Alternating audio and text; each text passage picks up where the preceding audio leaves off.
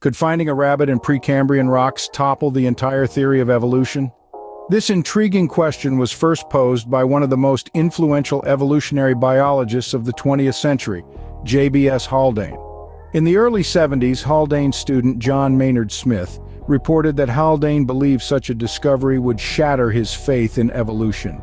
Fast forward to 2005, Richard Dawkins, another staunch advocate of evolution, echoed Haldane's sentiment.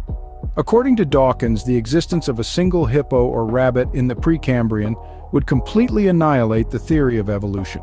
However, not everyone agrees with Haldane and Dawkins. Scholars like William Dembski, Jonathan Wells, and Peter Godfrey-Smith, among others, have expressed skepticism that a single set of anachronistic fossils, even rabbits in the Precambrian, would disprove the theory of evolution outright.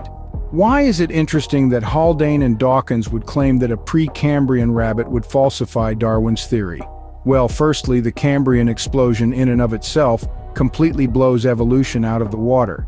As Charles Darwin himself stated to the question why we do not find rich fossiliferous deposits before the lowest Cambrian stratum, I can give no satisfactory answer. The case at present must remain inexplicable and may be truly urged as a valid argument against the views here entertained. In fact, Stephen Meyer, who wrote a book on the Cambrian explosion titled Darwin's Doubt, observes that the Cambrian explosion has become more explosive since Darwin's day. Secondly, as Paul Nelson pointed out in his 2010 article Seeing Ghosts in the Bushes, Precambrian rabbits are found all the time, which is to say, fossils are found in the wrong place all the time, either too early or too late. In short, the fossil record is not nearly as neatly organized as evolutionists would like to believe.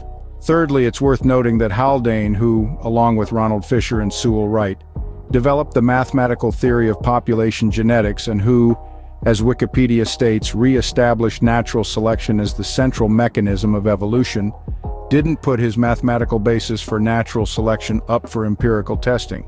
Rather, he proposed this hypothetical Precambrian rabbit as a potential falsification of Darwin's theory.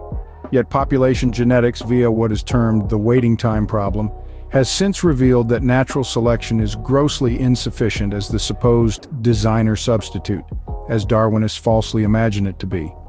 This point elaborated by John Sanford in his 2015 article, The Waiting Time Problem in a Model Hominin Population. Sanford states, waiting a minimum of 1.5 million years, realistically much longer, for a single point mutation is not timely adaptation in the face of any type of pressing evolutionary challenge. The fixation of two codependent mutations is extremely problematic, requiring at least 84 million years.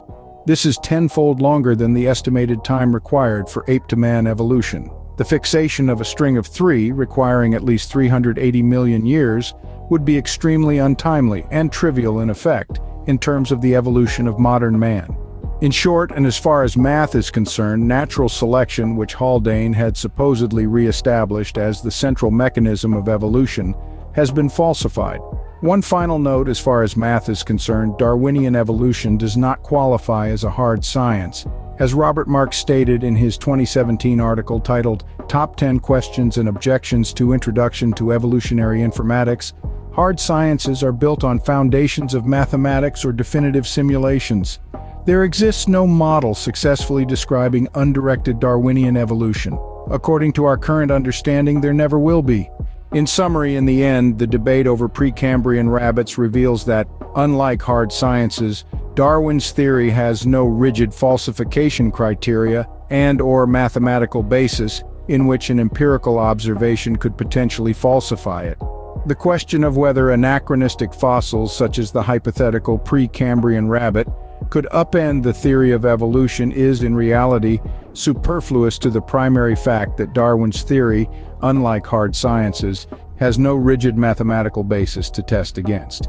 In conclusion, appealing to Precambrian rabbits as a potential falsification criteria for Darwin's theory reveals that, in reality, Darwin's theory fails to even qualify as a hard science in the first place.